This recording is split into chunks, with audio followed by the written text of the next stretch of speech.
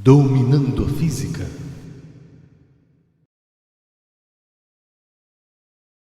Olá pessoal, nessa aula nós vamos estudar o Teorema de Pascal e prensa hidráulica. Vasos comunicantes são recipientes que permitem colocar em contato vários líquidos não miscíveis, ou seja, que não se misturam. Vamos supor dois líquidos não miscíveis, o líquido A e o líquido B, tal que a densidade do líquido A é menor que a densidade do líquido B, colocados em contato num tubo em forma de U. Então, olha só a ilustração. Nós temos o ar fora desse tubo, sendo que nesse tubo, obviamente, atua a pressão atmosférica, um líquido A de densidade A e um líquido B de densidade B, sendo que, se eu comparar a altura do ponto A e o B, o líquido A apresenta uma altura A e o líquido B apresenta, em relação a essa reta ou segmento de reta B, uma altura B. No equilíbrio entre os líquidos A e B, teremos que a pressão em A é igual à pressão em B, pelo teorema de Steve, que eles estão na mesma altura. Então, o que seria a pressão em A? Vai ser a pressão atmosférica, mais a densidade do líquido A, vezes a altura em A, vezes a aceleração da gravidade local G, que é igual, então, quem que é a pressão em B? Vai ser a pressão atmosférica, mais a pressão em B, que é quem? Pressão no ponto B seria a densidade do líquido B, vezes a altura ali no ponto B, vezes a aceleração da gravidade local. Olha só, se eu tenho G, que é a aceleração da gravidade local, em ambos os lados da minha igualdade, eu não posso cancelar? Posso. Então, o que eu faço? Na verdade, eu divido por G, que é a aceleração da gravidade. E como eu tenho pressão atmosférica em ambos os lados da minha igualdade, se eu passar a pressão atmosférica para o outro lado, ela vai subtrair. Então, vai ficar pressão atmosférica menos pressão atmosférica. Então, vai zerar. Por isso que eu posso cancelar a pressão atmosférica. Então, vai ficar assim. Densidade em A vezes a altura em A é igual a densidade no líquido B vezes a altura em B. Logo, a densidade ela é inversamente proporcional ao desnível. A demonstração acima pode ser feita para mais de dois líquidos. É fácil observar que se o líquido for único, a densidade em A vai ser igualzinha à densidade em B. E teremos que a altura em A vai ser igualzinha à altura em B, qualquer que seja a forma do tubo. Teorema de Pascal. Os líquidos são praticamente incompreensíveis, ou seja, não dá para você comprimir o líquido. Isto é, a variação de volume é desprezível quando se varia a pressão sobre o líquido. Sendo assim, o teorema, ou princípio de Pascal, pode ser enunciado. O que diz então o teorema de Pascal? Que a variação de pressão exercida num líquido em equilíbrio se transmite integralmente a todos os pontos do mesmo, assim como ao recipiente que o contém. Então, olha a ilustração. Nós temos um líquido com ponto A, B, C, D. Eu digo o seguinte, então, pelo teorema de Pascal, que a variação de pressão em A é igual à variação de pressão em B, que é igual à variação de pressão em C, que é igualzinha à variação de pressão em D. Essa transmissão de pressão através de líquidos tem várias aplicações práticas, como, por exemplo, prensa hidráulica, freio hidráulico, seringas de injeção, entre outras. Prensa hidráulica consiste em obter, a partir de uma pequena intensidade de força, uma de intensidade maior através da transmissão de pressão. Então, olha só. Então, nós temos um êmbolo com uma área maior, o S2 em A, e um êmbolo com uma área menor, S1 em B. Então, se eu aplico uma força 1 em B, obviamente, esse óleo líquido, vai se deslocar x1. Vai ser transmitido para o ponto A, que vai tender a deslocar, no caso é o êmbolo de área S2, em x2.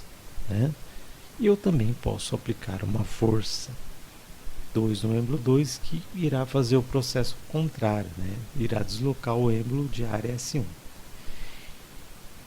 Então, posso chegar à seguinte conclusão, que a variação de pressão no ponto A é igualzinha à variação de pressão no ponto B. Por quê? Nesse caso, eles estão em equilíbrio, na mesma altura, tanto o ponto A como o ponto B. Então, a variação de pressão em A é igualzinha à variação de pressão em B, porque eles estão em equilíbrio. Então, eu digo o seguinte, que a força 2 dividido pela área do êmbolo 2 é igualzinho à força 1 dividido, então, pela área do êmbolo 1. Lembrando, então, onde F2 é a força aplicada no êmbolo 2. No sistema internacional, nós trabalhamos em Newton. S2 é a área da superfície do êmbolo 2. No sistema internacional, nós trabalhamos em metro quadrado. F1 é a força aplicada no êmbolo 1. No sistema internacional, nós trabalhamos em Newton. S1 é a área da superfície do êmbolo 1. No sistema internacional, nós trabalhamos em metro quadrado. Como a área 2 é maior que a área 1, teremos que a força 2, obviamente, é maior que a força 1. Se o tubo for cilíndrico, a área será πr ao quadrado, porque a base da superfície, né, de um cilindro é a área de um círculo, por isso que é πr ao quadrado. Se o êmbolo 1 se deslocar uma distância x1, o volume de líquido deslocado vai mover o êmbolo 2 de uma distância x2. Sendo assim, variação de volume 1 é igual a variação de volume 2. E o que seria a variação de volume 1? A área da base 1 vezes a altura 1. O que seria a variação de volume 2? A área da base 2 vezes a altura 2. Então, seria assim, a área da base é S1 em 1 vezes a altura 1, que é x1, que é igual à área da base 2, que é S2, vezes a altura 2, que é x2. Então, ficaria assim, S1 dividido por S2 é igual, então, a x2 dividido por x1. Ou a força 1 dividido pela força 2 é igual a x2 sobre x1, que é o quanto o êmbolo 2 desloca e o êmbolo 1 desloca.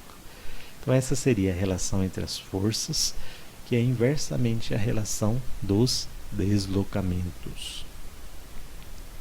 Então, eu sei que a força 1 vezes o deslocamento 1, F1 vezes x1, é igual a força 2 vezes o deslocamento 2, x2. Então, eu posso dizer que o módulo do trabalho da força 1, que é força vezes deslocamento, né, vezes o cosseno do ângulo, é igual ao módulo do trabalho da força 2.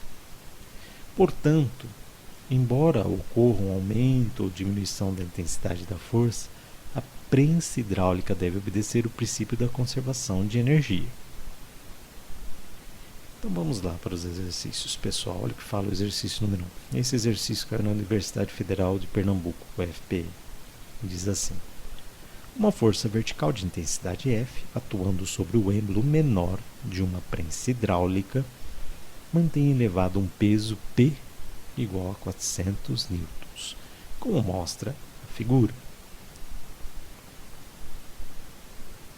Sabendo que a área do êmbolo maior é 8 vezes a área menor, determine o valor de F em newtons. Então, olha só, nós temos no desenho uma força sendo aplicada no êmbolo menor e um corpo com determinado peso no êmbolo maior. Eu sei que existe uma força que eu vou chamar de F1 atuando no êmbolo menor, cuja área de superfície do êmbolo menor eu vou chamar de S1. E do outro lado, um êmbolo com uma área maior, que eu vou chamar de S2, com um corpo que tem uma força-peso, que no caso será a força 2. Então vamos retornar ao enunciado para retirar os principais dados. Olha o que ele fala. Uma força vertical de intensidade F, atuando sobre o êmbolo menor de uma prensa hidráulica, mantém elevado um peso P igual a 400 newtons. Opa, dado importante, anota lá. Peso igual a 400 newtons. E seria o que então? Peso, que é igual a força 2, que é igual a 400 newtons. Continuando, como mostra a figura. Sabendo que a área do êmbolo maior é 8 vezes a área do menor. Então, olha só, a área do maior no S2, então ele é igual a 8 vezes a área do menor, que é no caso aí, S1. Né?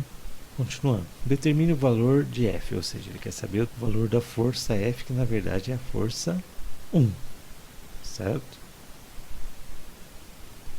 Então essa vai ser a incógnita no meu problema. Então olha só. Então é o seguinte. Eu sei que força 1 dividido pela área 1 é igual a força 2 dividido pela área 2. Então implica o seguinte, que a força 1 dividido pela área 1 é igual a força 2, que eu sei que vale 400 newtons, dividido pela área 2, que é o S2, que é igual a 8 vezes S1, que é a área 1, certo? Então implica o seguinte, que força 1 dividido por 1, né? Força 1 dividido por 1, da força 1, que é igual a 400 dividido por 8, que dá 50. Então, descubro que a força, que é a força 1, que a gente chama de F, né, é igual a 50 newtons. Então, lembrando que esse exercício é um exercício dissertativo, então o certo seria a resposta ficar assim. Resposta: o valor da força é 50 newtons. Olha só o que diz o exercício de número 2. Na figura está representado um recipiente rígido, cheio de água e conectado a uma seringa S. Os pontos X, Y e Z estão no interior do recipiente. Se a pressão que o êmbolo da seringa exerce sobre o líquido sofrer um aumento ΔP, a variação de pressão hidrostática nos pontos X, Y e Z será respectivamente igual a letra A, 0, ΔP e 0, B, 0 ΔP dividido por 2 e ΔP dividido por 3, C, ΔP dividido por 3, ΔP dividido por 3 e ΔP dividido por 3, D, ΔP 0 e 0, letra E, ΔP, ΔP e ΔP.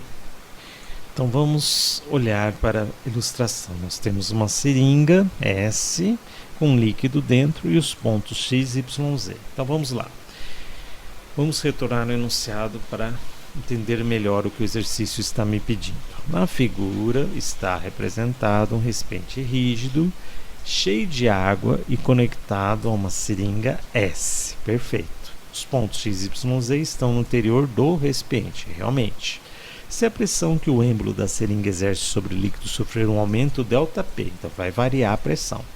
A variação de pressão hidrostática nos pontos X, Y e Z serão, né, respectivamente igual ao quê? Se eu aumento a pressão e todos estão no mesmo líquido, nós dizemos que o aumento tanto de X como Y, Z será ΔP. Qual a alternativa que dá tudo ΔP? É a letra E, né? Tanto de X é ΔP, como de Y é ΔP e de Z também ΔP. Então a resposta é a letra E. Então é isso, pessoal. Essa foi uma breve aula e eu ficaria muito contente e feliz se vocês pudessem dar um like para ajudar a divulgar o canal Dominando a Física e excelentes estudos para todos.